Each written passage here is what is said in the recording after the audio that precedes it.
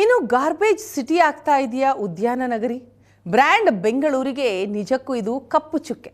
ಕಸದ ಸಮಸ್ಯೆ ಅನ್ನೋದು ಪರಿಹಾರ ಆಗ್ತಾ ಇಲ್ಲ. ಹಾಗಾಗಿಯೇ ಗಾರ್ಬೇಜ್ ಸಿಟಿ ಆಗ್ತಾ ಇದೆಯಾ ಅನ್ನೋ ಪ್ರಶ್ನೆ ಮೂಡ್ತಾ ಇದೆ. ಈಗ ಸದ್ಯ ಬೆಂಗಳೂರಿನ ಹಲವು ಕಡೆಗಳಲ್ಲಿ ನೀವು ಎಲ್ಲಿ ನೋಡಿದ್ರೂ ಅಲ್ಲಿ ಕಸದ ಸಮಸ್ಯೆ ಎದ್ದು ಕಾಣ್ತಾ ಇದೆ.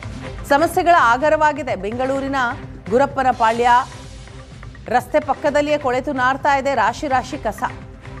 ಗುರಪ್ಪನ ಪಾಳ್ಯದಲ್ಲಿ ಸೊಳ್ಳೆ ಕ್ರಿಮಿಕೀಟಗಳದ್ದೇ ಈಗ ಸದ್ಯ ದರ್ಬಾರ್. ರಸ್ತೆ ಪಕ್ಕದ ಕಸದ ರಾಶಿಯಿಂದ ಇನ್ನಷ್ಟು ಕಿರಿದಾದ ರಸ್ತೆಗಳು ಟ್ರಾನ್ಸ್ಫಾರ್ಮರ್ ಬಳಿಯೇ ಬಿದ್ದಿದೆ. ರಾಶಿ ರಾಶಿ ಕಸ. ಈ ಕಸಕ್ಕೆ ಬೆಂಕಿ ಹೊತ್ತಿದ್ರೆ ಟ್ರಾನ್ಸ್ಫಾರ್ಮರ್ಗೆನೆ ಹಾನಿ ಆಗ್ಬಿಡತ್ತೆ. ಅಂತಹ ಸಂದರ್ಭ ನೋಡ್ತಾ ಇದ್ದೀರಿ ನೀವು ದೃಶ್ಯದಲ್ಲಿ. ಗುರಪ್ಪನ ಪಾಳ್ಯದ ರಸ್ತೆ ಪಕ್ಕ ಹೇಗಿದೆ ಅಂತ ಈಗಾಗಲೇ ಈ ಕುರಿತಾಗಿ ಜಿಪಿ ಅಧಿಕಾರಿಗಳಿಗೆ ಮನವಿಯನ್ನ ಮಾಡಲಾಗಿದೆ. ದಯವಿಟ್ಟು ಕಸವನ್ನ ಇಲ್ಲಿಂದ ಕ್ಲೀನ್ ಮಾಡಿಸಿ ಅಂತ 10 ಬಾರಿ ಮನವಿ ಮಾಡಿದ್ರು ಕ್ಯಾರೆ ಅಂತ ಇಲ್ಲ ಅಧಿಕಾರಿಗಳು. ಸಮಸ್ಯೆ ಬಗೆಹರಿಸೋದಕ್ಕೆ ಮುಂದಾಗ್ತಾ ಇಲ್ಲ.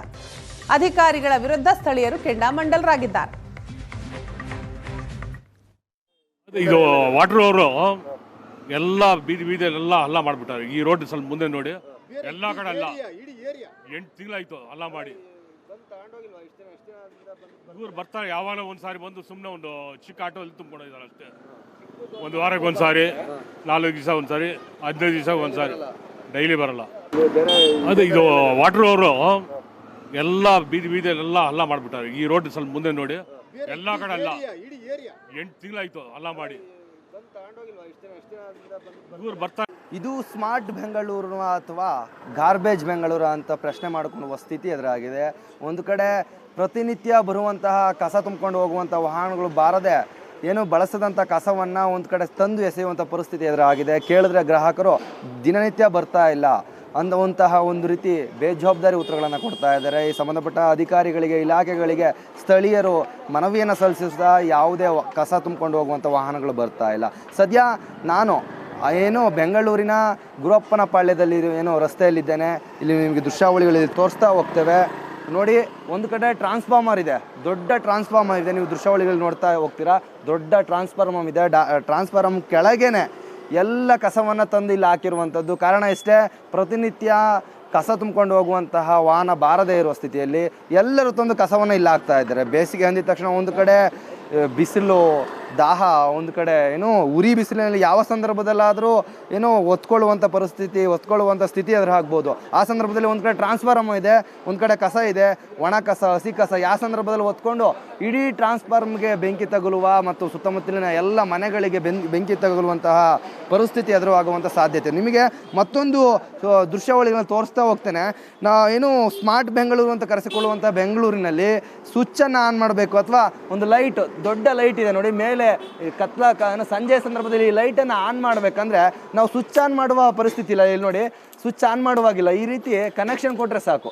ಈ ರೀತಿ ಕನೆಕ್ಷನ್ ಕೊಟ್ಟರೆ ಲೈಟ್ ಹೊತ್ತುತ್ತೆ. ಹಾಗಾದರೆ ಇಲ್ಲಿ ಆಡುವಂಥ ಮಕ್ಕಳಿರ್ಬೋದು ಅಥವಾ ಯಾರೋ ವಯೋವೃದ್ಧರು ಸಂಜೆ ಸಮಯದಲ್ಲಿ ಲೈಟ್ ಹಾಕಬೇಕು ಅಂತ ಆದರೆ ಈ ರೀತಿ ಒಂದು ವೈರಕ್ಕೆ ಮತ್ತೊಂದು ವೈರ್ನ ಏನೋ ಸ್ಪರ್ಶಿಸಿದರೆ ಕರೆಂಟ್ ಬರುತ್ತೆ.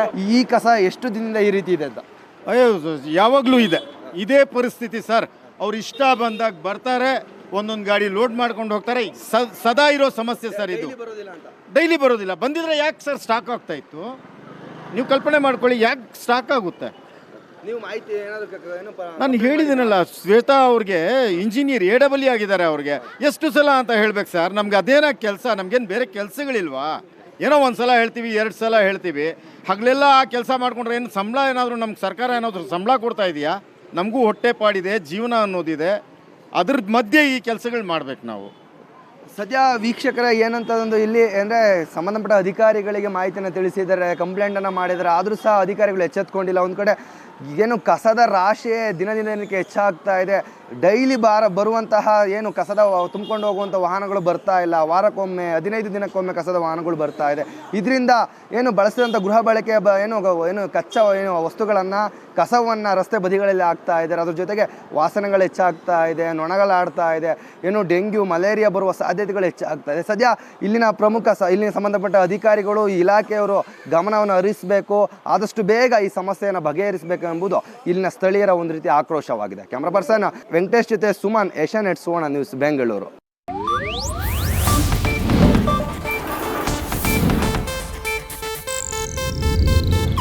ಇದು ಏಷ್ಯಾನೆಟ್ ನ್ಯೂಸ್ ನೆಟ್ವರ್ಕ್ ಪ್ರಸ್ತುತಿ.